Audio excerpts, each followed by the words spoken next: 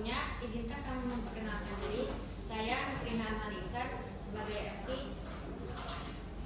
Saya Hania Warifa sebagai pembawa materi. Dan saya Kristina Sari sebagai pembawa materi. Saya Kristina Nadira sebagai pembawa materi. Saya Lebih Putra Nugraha sebagai pembawa materi. Saya Vanessa Fernando sebagai pembawa materi. Saya Sina Dewa sebagai pembawa materi. Dalam presentasi kami kali ini, kami akan menjelaskan tentang pengertian, ciri utama, periode utama, contoh musik klasik, alat musik, jenis-jenis musik klasik, musik klasik, dan kesimpulan. Sebelum kita memulai presentasi kali ini, mari kita menyanyikan lagu Indonesia Raya bersama. Dimohon hadirin semua berdiri.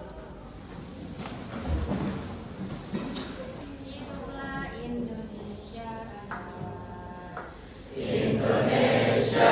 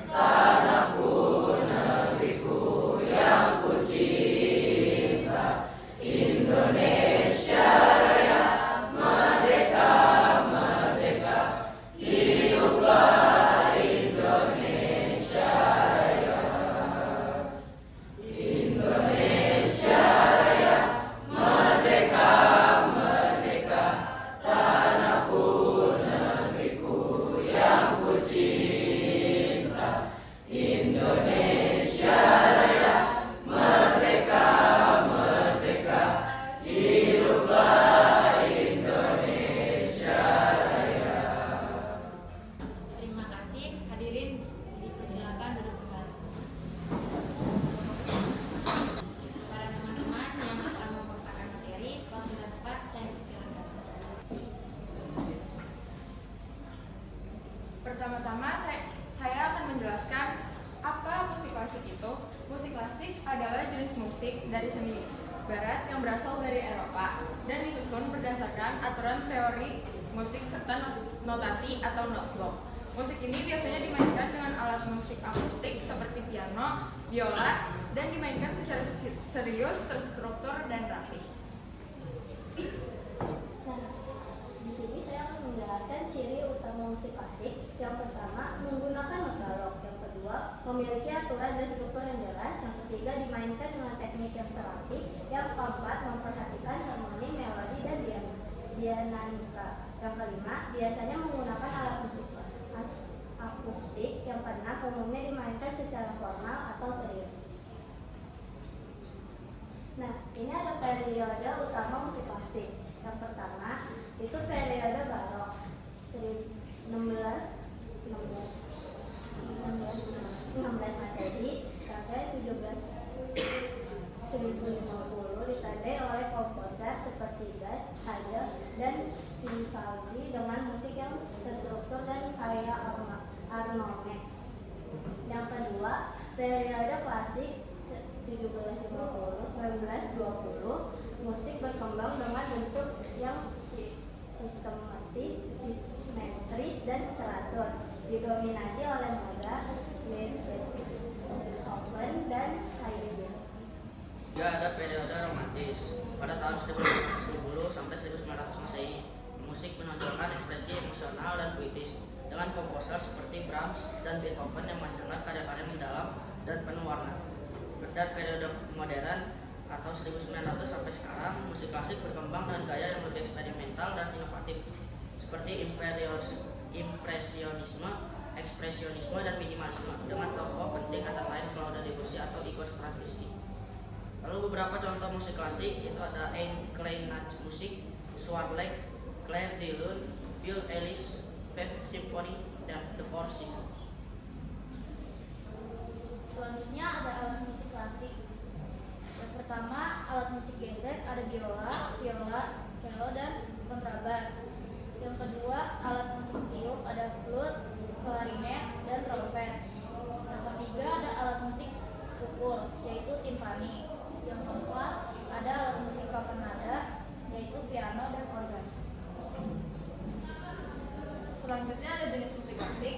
Yang pertama itu ada notasi Gregorian, adalah cikal bagian terbentuknya musik klasik. Di sini telah ada dari tahun 590 Masehi. Notasi ini memiliki 4 garis kolom not dan tidak ada irama yang menentu, hanya mengandalkan persamaan dan hikmah penyanyian.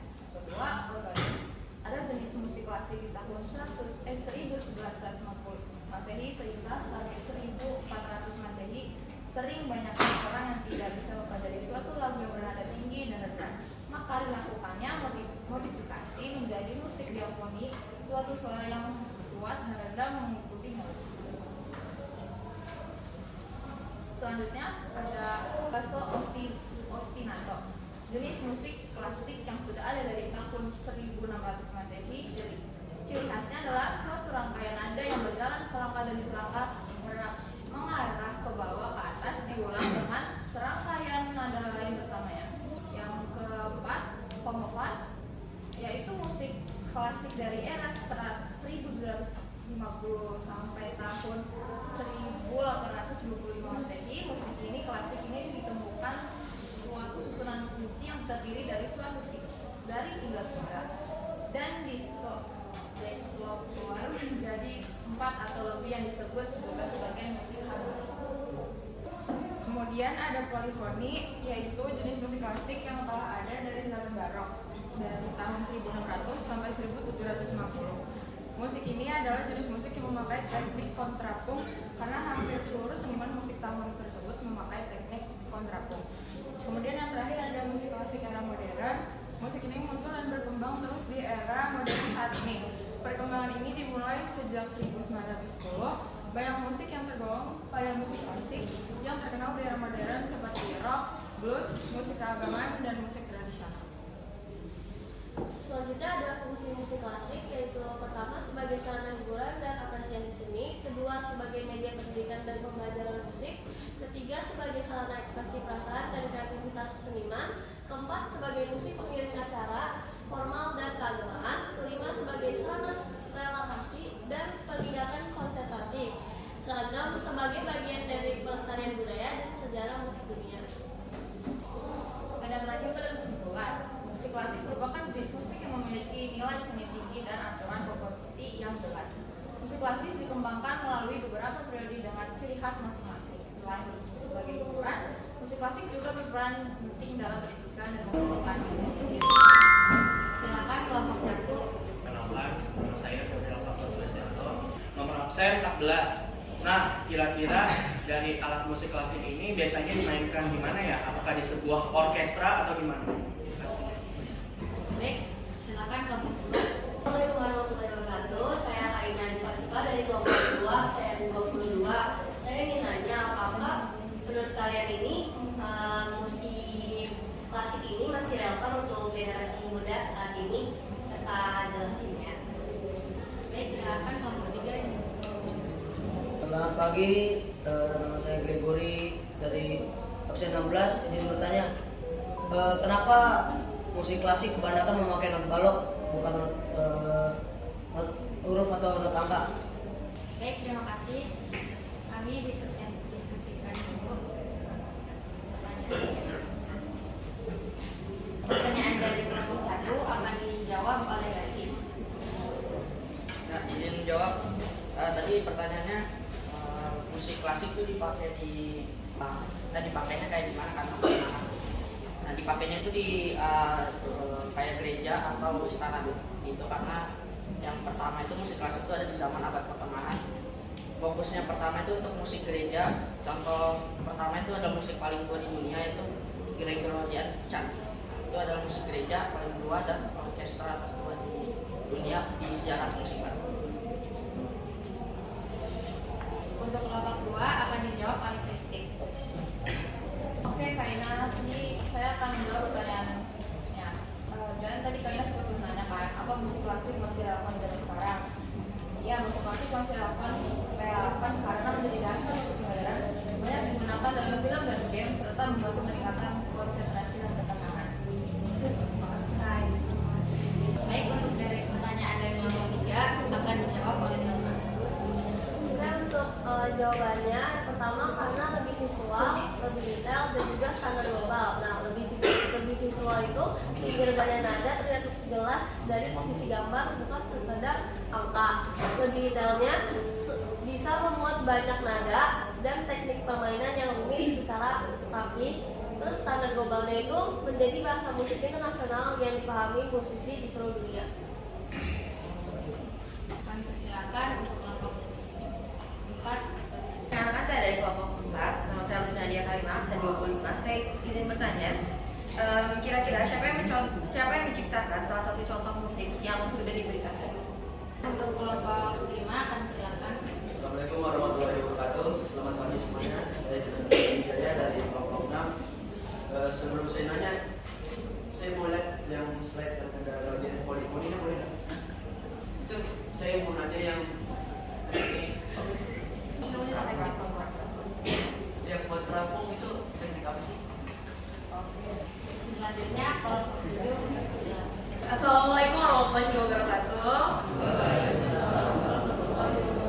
Perkenalkan, saya Clara Alifaktavia dari kelompok 7. Sebelumnya saya izin bertanya untuk kelompok 5, bagaimana sih pengaruh musik klasik terhadap kehidupan sehari-hari, sedangkan kita kan mungkin kebanyakan dari kita tuh mengalami atau melihatnya tuh musik modern gitu.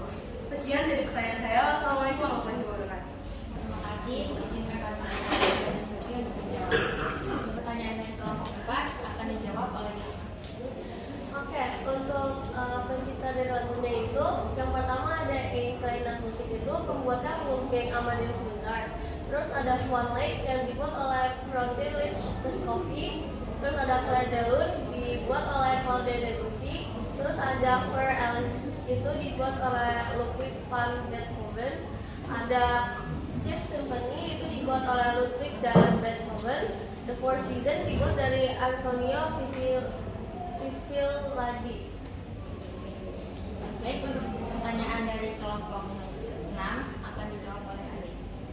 Nah, teknik kontrapung adalah teknik dalam musik yang menggabung dua atau lebih melodi berbeda yang dimainkan bersama, tetapi tetap terdengar harmonis. Teknik ini sering digunakan dalam musik klasik, terutama dalam karya Johann Sebastian Bach. Pertanyaan dari kelompok 7 akan dijawab oleh Yasmin. Tadi Clara bertanya bagaimana pengaruh musik klasik dalam kehidupan sehari-hari, sedangkan kita lebih banyak mendengarkan musik modern. Jadi, walaupun kita lebih sering mendengarkan musik modern, musik klasik tetap berpengaruh dalam kehidupan sehari-hari karena menjadi dasar dari musik modern itu sendiri. Kemudian mempengaruhi musik film, iklan, dan game, serta digunakan untuk menenangkan pikiran dan meningkatkan konsentrasi. Terima kasih kepada teman-teman atas pertanyaannya. Semoga materi yang kami sampaikan bisa menambah wawasan tentang musik klasik. Mungkin cukup sekian dari kami. Kurang lebihnya mohon maaf. Wassalamualaikum warahmatullahi wabarakatuh.